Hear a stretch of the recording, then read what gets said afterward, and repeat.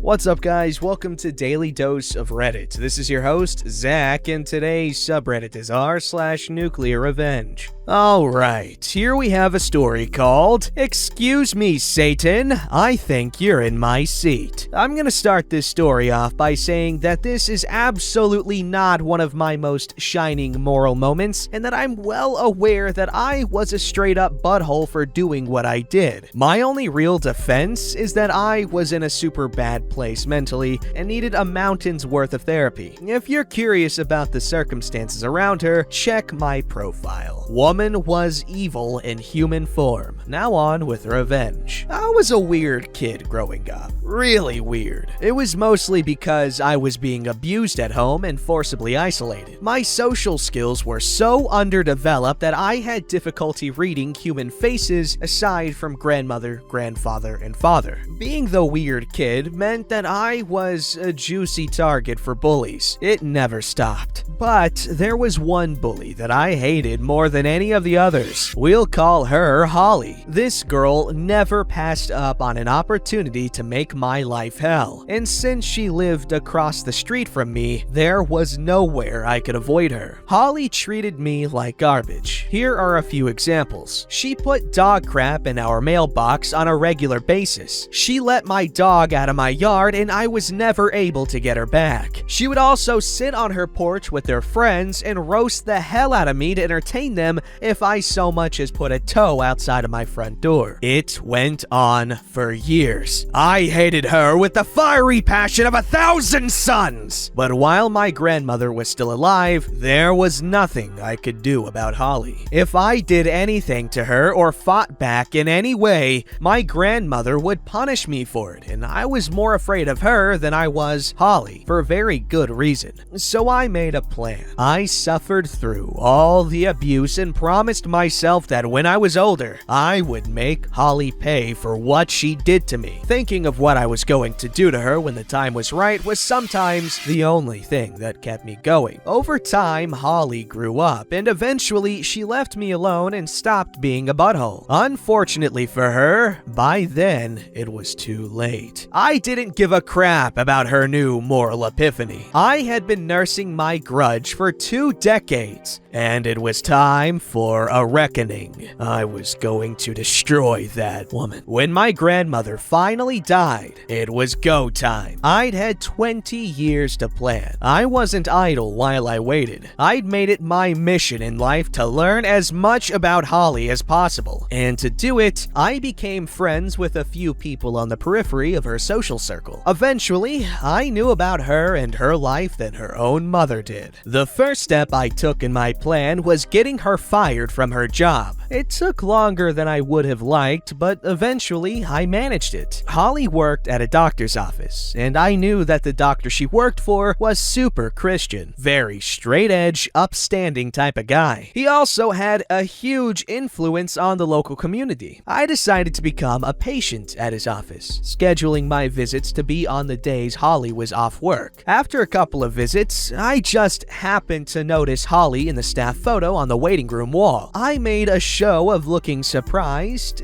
and then concerned. I got to the exam room and the doctor came in shortly after. The expression on my face got his attention and he asked me what was wrong. I told him that even though I didn't want to, as a Christian, I couldn't keep my knowledge a secret and still sleep at night because I just couldn't let him endanger his soul and reputation by doing nothing. I had his full attention, and then I asked him as one fellow Christian to another not to tell anyone where he got the information I was about to give him. After he promised he would, I told him that I knew that Holly was using illegal drugs. He was absolutely floored, and at first he didn't believe me. I told him that I understood his skepticism entirely, but it was easy enough to prove or disprove my information with a drug test. If I was wrong, he lost nothing. If I was right, he was saving himself from from trouble down the road. He finally agreed to test her, and he tested everyone else too so that it didn't look like Holly was the only target. See, I wasn't actually lying. Holly smoked a crap load of weed, and I knew that because it was my dad she used to get it from. He'd been her weed dude since she was like 15. Her test came back positive for marijuana and, much to my surprise, Xanax. Oopsie. The doctor fired Holly on the spot when the results of the urinalysis came back, and then he called me to thank me for telling him what was going on. And before he hung up, he told me that I truly walked with the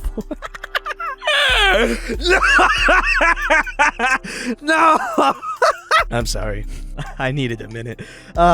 Y'all will never know how hard I had to fight not to laugh at the depths of his wrongness. I thought I was going to pop a blood vessel. Phase 1 complete. I know what you're thinking. It's just a job, and it's not like she can't get another one, right? Losing a job isn't the end of the world. You'd be wrong. Remember how I said that her boss had a very high reputation in our area? That man called every single hospital and doctor's office in the state personally to make sure that none of them would hire Holly and risk liability and loss of community trust for associating with her. Holly's field of study was all pertaining to the medical profession, so her education was rendered worthless because nobody would hire her. I wasn't done yet. Nope, not even close. She lost her job, and because she had no income, her car got repossessed. She still had her family though, 2 kids and a fiance. Who needs families, am I right? With the help of a good friend of mine, we catfished the frick-frack out of her fiance. My friend is hot as firecrackers, and she let me use her pictures of her to prove that she was really real. She even got on Skype with him once. When he finally made the arrangements for a face-to-face encounter and booked a hotel room, I texted the screenshots of everything to Holly from a burner number. To say the excrement impacted the oscillating units would be a vast understatement. They broke up, the whole thing was an ordeal, and Holly was devastated. She had 2 kids, no job, and now no fiance who could help her keep the family afloat. A normal person would have stopped then. Unfortunately, I am not normal, and I was going full scorched earth. I seethed for 20 years. No way in hell was I going easy on her. Phase 3. With her fiance gone and no job, Holly was struggling badly. She needed money, and she needed it quickly before she and the kids got evicted. Meth is a giant problem in my area. It's high risk, but it's also fast money, and so I started subtly mentioning Holly's situation among my more legally questionable family. Eventually, one of my family's friends, who happened to be a meth cook, got in contact with Holly and offered her a crap load of cash to help him cook dope at her house. It was supposed to be a one-time thing, 2 days and then done forever. Holly was desperate, so she said yes. Everything went smoothly at first, but dead in the middle of the cook, someone called in an anonymous tip about an active cook in progress to the local narcotics unit. They rolled up on Holly's house at about 3 a.m. and caught everybody inside, including Holly, red-handed, making meth. Watching her cry when they handcuffed her and put her in that police cruiser was one of the most gloriously satisfying moments of my life. She was in deep legal doo-doo, and to make a bad situation even worse, most houses where labs are discovered aren't deemed habitable afterwards because the toxic fumes from the chemicals used to make the drug get everywhere, and it's super hard and time-consuming to clean. It's up to the property owner to either hire a hazmat team to clean it or condemn it and tear it down. A lab cleanup costs thousands of dollars. It would have cost more money to clean it than the entire property was worth. So it got torn down, with everything Holly owned still inside. See, you can't take things out of a meth lab because they're going to be covered in toxic residue. It can make you very sick, especially young children. Everything in the residence is usually counted as a loss. Now, some people sneak in and grab stuff anyway, but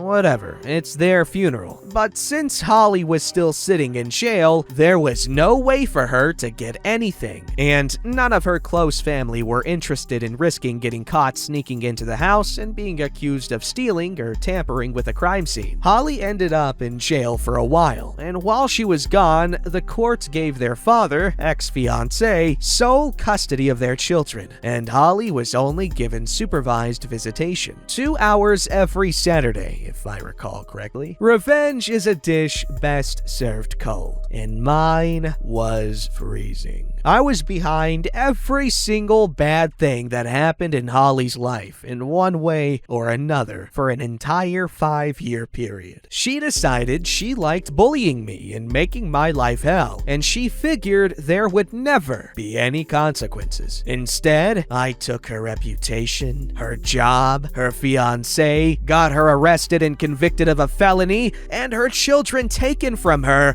and the best part is that she has no clue I did it. To this very day, she'd forgotten about me. What she did to me impacted my life forever. But to her, it wasn't even important enough to her to bother remembering. I was nothing to her, so she never connected me to her problems. Last I heard, she was in rehab for alcoholism, and her parental rights terminated permanently. After she lost her kids, she just sort of gave up and crawled into a bottle and never came out again. I was tempted to tell her, but I decided that the helplessness and confusion about why everything suddenly went to hell in a handbasket was the better plan. Because that means that every now and again, I can contact her and pretend to give a crap about her troubles to get a fresh revenge boner about her newest tale of woe. She thinks I'm the nicest person she's ever met. Oh man, that's messed up. Cross-posted from r/ProRevenge. Someone said this post would fit in here. Edit. A lot of people are under the impression that the things Holly did to me were minor, and didn't merit my reaction because the ones I spoke about were small. I guess I was trying to make myself a little less pathetic in front of people. She did way more to me than the specifics I mentioned. It's just embarrassing to admit to being weak enough that she could do it to me at all. She beat my ass more than a few times. Once, she and her friends force-fed me crap. Actual crap. No, I don't know what kind. She shoved me down an embankment and I chipped my front tooth on a cinder block. The list goes on, and I don't really feel like going into it, but suffice to say, it wasn't just teasing. It doesn't make what I did much better, but I didn't do it over something minor. I am also female. Also, we lived in a trailer park, which was why they tore the house down rather than clean it. Her house wasn't worth more than $3 grand on its best day. Those are all the details I intend to add here, as any others would make things too specific. That's whack. Like, Jesus, Waleezus, this was intense. I know the severity and magnitude of revenge and what they're getting revenge for isn't even close to some of the stuff we've seen on here, but I don't know. Just the level of intensity here just makes it seem very, very real and, man, OP. I'm sorry for your traumas. I was with the crowd that was like, damn, man, that's overkill. Her entire life is gone, but damn, that's some brutal crap that requires, I don't know, some degree of evil. See, like, what she did, I think, is crazy, but like, I don't know, the part that's getting to me that's really making me question if this was a fair exchange is, the fact that she's pretending to be, what's her name? Holly's friend. And I don't know. I don't like how how she's still cashing in on it, and it's just gross. But hey, OP, thank you for sharing your story. And really cool. I don't think you're a bad person necessarily, but because there's obviously a lot of stuff going on there that we don't even know the half of. I'm not just talking about what was done to OP, but I'm just talking about just emotions and feelings and just how messed up OP has been from the treatment that Holly dished out. All right, this story's called Man Gets His Car Crushed by Not Paying His Repair Bill. Not my story, but my father's. Took place in the early 2000s. He's a master mechanic who can literally work on any car, foreign or domestic. He's always run his own independent repair shop almost as long as I can remember. And he told me this story recently that just seems perfect for this sub. So this guy comes in with a pretty nice Chrysler convertible to get his transmission fixed. He had to remove the transmission, disassemble, and rebuild it. Pretty long process, but it's no problem. After a day's work, he calls the customer up, says his car is ready, and reminds him of the agreed upon price of about $1,200. The guy said he could only pay $600 to get back to him on the rest. Now, this isn't out of the ordinary. Where we live, most people aren't exactly wealthy, and my dad's a nice guy. He single-handedly supported 4 kids and a wife, so we weren't exactly rich. It's not uncommon for people to pay in installments. He doesn't charge interest or fees or anything, just tries to do what's right.